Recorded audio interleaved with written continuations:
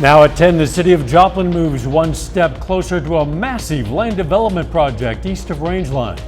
Plus, the community of Parsons, Kansas weighs in on the proximity of a liquor business to a middle school. And a memorial ride for two fallen officers in southwest Missouri takes a dangerous turn. The 4 states' most watched news starts now. Land development fell under the spotlight during tonight's Joplin City Council meeting. This is KOAM News. I'm Dow Quick. On the agenda was a return to a proposed $375 million mixed-use development project. Whitsonia Real Estate hopes to redevelop nearly 80 acres just east of Rangeline, from 22nd Street to 30th Street. The project would include a large indoor and outdoor sports complex, parkland, anchor retail space, 350 units of multifamily housing, in addition to a trail with water features. The council voted unanimously to advance the ordinance on approving the cooperative agreement between the developer and the city of Joplin for financing both the sports facility and the Prospect Village redevelopment project. If approved, that $375 million project would be Joplin's largest development since the opening of North Park Mall back in 1972. Parsons residents had a chance to weigh in on a business requesting to sell alcohol near Parsons Middle School. The business is located in the 2900 block of Main Street, a former Taco Tico restaurant that's within 800 feet of the school. Commissioners can waive that distance limit if they find it doesn't harm public welfare or safety. Well, tonight some residents were supportive of enforcing the ordinance, with others questioning why vape shops can operate near the school but alcohol sales are restricted, with one resident commenting that Taco Tico used to sell alcoholic beverages. Parsons City Commissioners decided against allowing alcohol sales near the middle school, with hopes to address the vape shop in the future. Frontenac residents will vote tomorrow on how to pay for a state-mandated new wastewater treatment plant. City leaders say they've known since 2018 the current lagoon system can't meet tougher ammonia and phosphorus limits. So a new mechanical plant and a $21 million loan are now unavoidable, they say. A proposed 0.75% city sales tax could generate $600,000 to $700,000 a year, reducing how much sewer rates must rise. Pittsburgh Parks and Recreation is teaming up with Pitt State students to shape the future of local parks and programs. One community town hall meeting took place tonight. Another is set for Wednesday at 6 p.m. at the Lincoln Center. Anyone who uses or wants to use park facilities and programs is invited to share ideas. PSU students will use the input for an upcoming survey to help build a new strategic plan for Pittsburgh's parks and recreation. Let's check in with meteorologist Donald O'Keefe now for a first look at the weather. It was a bit of a cool and dreary day today, and temperatures out there are still on the cooler side. All across the region, we're seeing anywhere from low 40s to even pushing the mid-50s still down in the southern counties for the region. And temperatures really aren't going to change as we get into the overnight. Current conditions right now, 49 degrees in Joplin. Feels like 46, winds out of the east-southeast at 7 miles an hour. Like I said, they're not really going to drop that much. We're actually going to see a low of 53 degrees tonight. Some of these temperatures are going to increase a bit through the overnight. Still a few chances of some showers, maybe even a rumble of thunder with some of those showers as we get into the overnight tomorrow morning. But severe weather makes a return to the 4 states this region, and we do have an alert day for Wednesday, mostly for the western and northwestern counties due to the chances of some severe storms. I'll break that all down coming up in my full forecast. See you soon. A memorial ride honoring fallen Christian County deputies Gabriel Ramirez and Michael Heislop took a frightening turn over the weekend. A motorcyclist riding near the front of the group crashed after swerving to avoid a car. Adam Woodbury has details. It started as a familiar route. Basically, it was just going down 125 to 160 and just doing, which is a pretty normal bike route for a lot of motorcycles. And that eventually, we didn't make it past 125. Daniel Campbell had been leading 30 motorcycles on a memorial ride when they crested this hill on Highway 125 in Sparta. That's when he says he saw headlights in his lane. Basically going around and we come to a straight, and next thing you know, I just come over a crest of a hill and there's a car coming straight at me. The driver, he says, was attempting to pass another car in a double solid yellow line zone. Campbell says there was only one thing he could do. It's like your main option is your best option is avoid hitting the car head on, and you just hope for the best after that. As a former motocross racer, Campbell says he relied on instinct. I just remember telling myself, you gotta ditch the bike. So I ditched the bike. Of course, at that speed, it's pretty, I knew it was gonna be pretty ugly, but I remember hitting my head, like head first into the ground. It broke my visor and it broke my glasses. He slid into a large front yard, which he says was probably the best place for something like this to happen. I mean, there's a big yard. You have this ditch of grass, nicely cut grass, and I was like, and it's huge. Well, that's a perfect spot.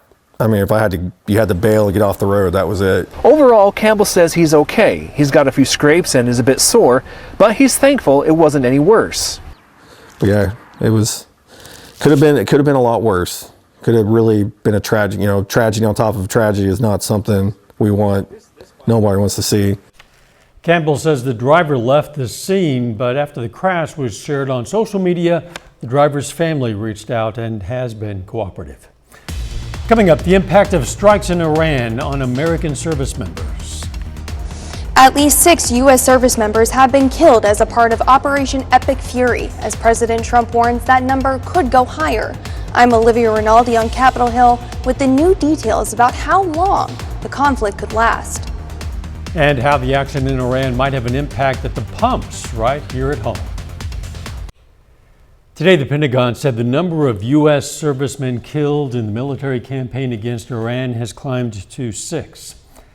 As Olivia Rinaldi reports, this comes as the president says the military operation could last 4 or 5 weeks, and noting that the U.S. military has the capability to go longer.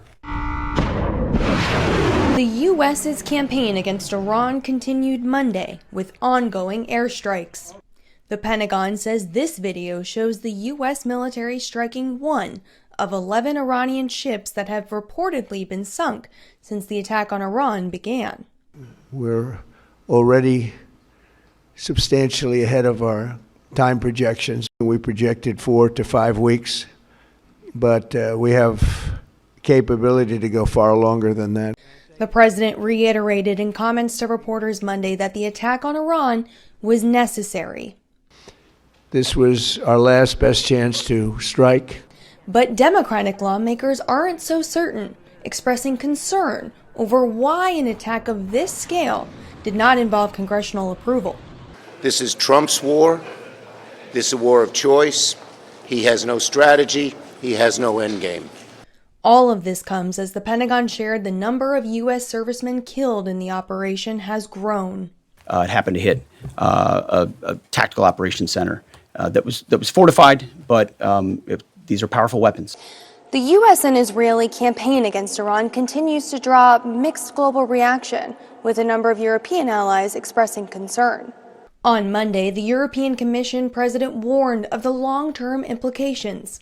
From energy to nuclear, from transport to migration to security, we must be prepared for the fallout from these recent events.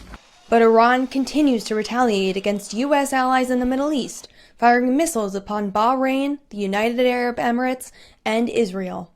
Olivia Rinaldi, CBS News, Washington. Tomorrow, the president will host the German chancellor, who has warned the airstrikes on Iran could turn into a quagmire. The two leaders are expected to discuss the situation in Iran, as well as the ongoing war between Russia and Ukraine. Most Americans disapprove of U.S. military action in Iran, and a majority think a long-term conflict is likely. That's according to a new CNN poll conducted by research firm SSRS. Nearly 6 in 10 say they oppose the decision to strike Iran, and more than half believe the conflict will drag on for an extended period of time. Most also question President Trump's handling of the situation, with 60% saying he does not have a clear plan. Most also say he should seek congressional approval before any further action. Just 12% support sending U.S. ground troops into Iran. Oil prices surge today as tensions in the Middle East escalate. Jen Sullivan explains why conflict in the Middle East is making gas prices back in the U.S. spike. As markets opened Monday, stocks plummeted and oil prices surged more than 6%. These numbers giving the first glimpse of how escalating tensions in the Middle East could impact the U.S. economy. That geopolitical price premium can go up or down based on what's happening in the rest of the world. Mason Hamilton with the American Petroleum Institute says gas prices are already up. For the first time this year, the national average for a gallon of regular gasoline is at $3, according to AAA. Saturday, the U.S. and Israel launched a massive and coordinated attack on Iran. An Iranian regime armed with long-range missiles and nuclear weapons would be an intolerable threat. In response, Iran has launched a wave of retaliatory strikes on U.S. military bases, targets in Israel, and across the Middle East.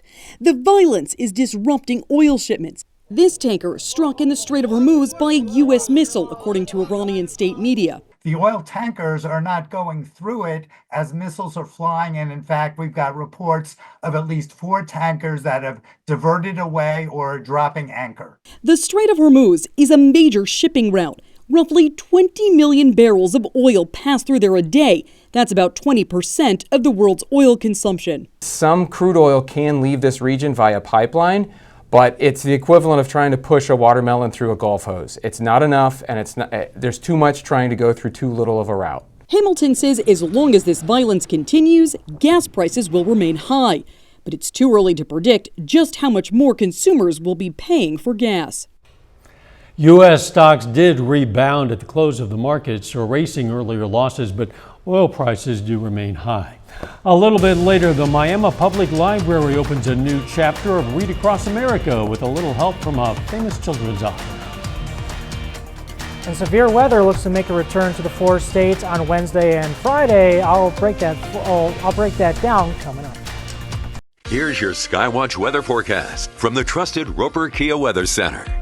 Severe weather looks to make a return to the 4 states this week, so we are issuing an alert day for Wednesday due to the chances of possible strong to severe thunderstorms on Wednesday, mostly for the western and northwestern counties in our region. So let's start breaking it down. Taking a look outside right now at the Indigo Sky Casino Resort Cam. We do have some cloudy skies and then some lingering showers through the overnight tonight, only dropping down to 53 degrees out there. Like I said, some showers, also maybe even just a rumble of thunder out there for tonight.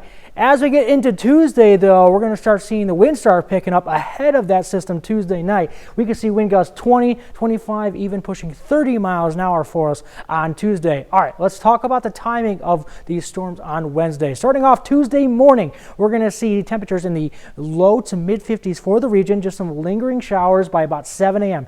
As we get into Tuesday afternoon, we're going to see mostly cloudy skies, but temperatures could be into the mid to upper 70s for the area. But then that system starts to push in late Tuesday afternoon, bringing in some scattered rain showers for us Tuesday afternoon. As we get into Tuesday night, Wednesday morning is when we're going to start to see those storms start to push in, mostly out to the western counties and also to the south as well. So this is at 4 a.m. As we get to 7 a.m., we're going to be pushing, those storms are going to continue to push east. This is going to be prime commuting hour for a lot of people, and also kids are going to be waiting for the school bus. So make sure you keep them inside before the school bus gets there. You do not want to have them standing outside with the chances of strong to severe storms at that hour. As we get to about 9 a.m., the system starts to push off to the east. Just some lingering showers and some thunderstorms behind it. And then by 2 o'clock, just a few scattered showers out there. Temperatures look to get back into the mid 60s by Wednesday afternoon. So taking a look at our threats for this Wednesday system, we're going to see the tornado threat is very low but non-zero. The main threat is going to be hail, like I said, mostly out to the western counties and northwestern counties. That we can see hail up to quarter size, and then the wind threat is also going to be on the lower side as well. Now, we do have another chance for severe weather this upcoming Friday. Let's take a look at that now. This is Thursday. We're going to see that system push off to the east. We're going to dry out. But now as we get closer into Friday, the system out west is going to make its way into the region, bringing in moisture and instability to our region, increasing the chances for that severe weather threat Friday morning. morning, we can see a first round of strong to severe storms on Friday morning.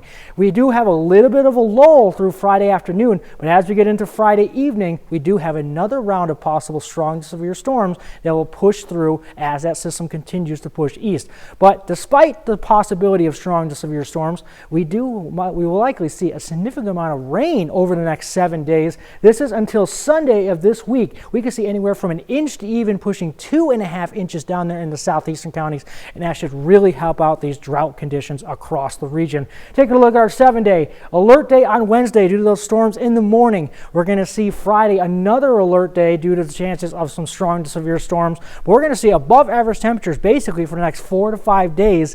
But severe weather season is here, and that's why we have alert. We do have those alert days for both Wednesday and Friday due to those severe chances. We will stay alert, and I know the weather team will as well. Thanks.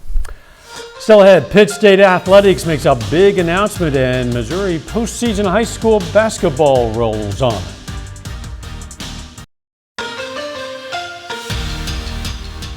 Postseason high school basketball continues to roll on this week with Nevada High School hosting games tonight and others happening around the 4 states.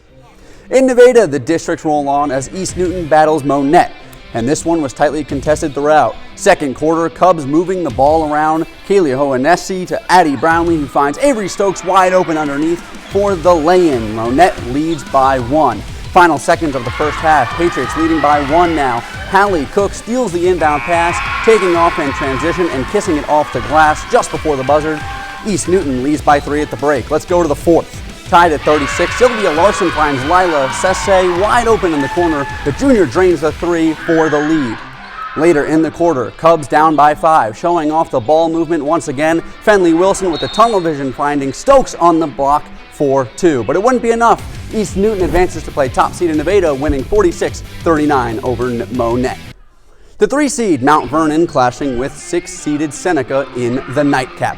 Following a 13-2 Mountaineers run to start, the Indians would find their rhythm offensively, led by senior Olivia Haas, who drains this 3 from downtown.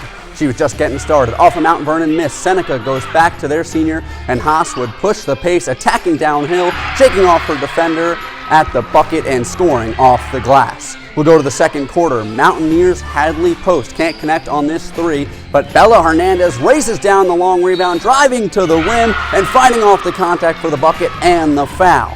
Next Mount Vernon possession, Hernandez dishes it to Post, who fires a dime to Kenley Ida Miller on the backdoor cut, and the sophomore scores the easy deuce. Mount Vernon takes down Seneca 58-37.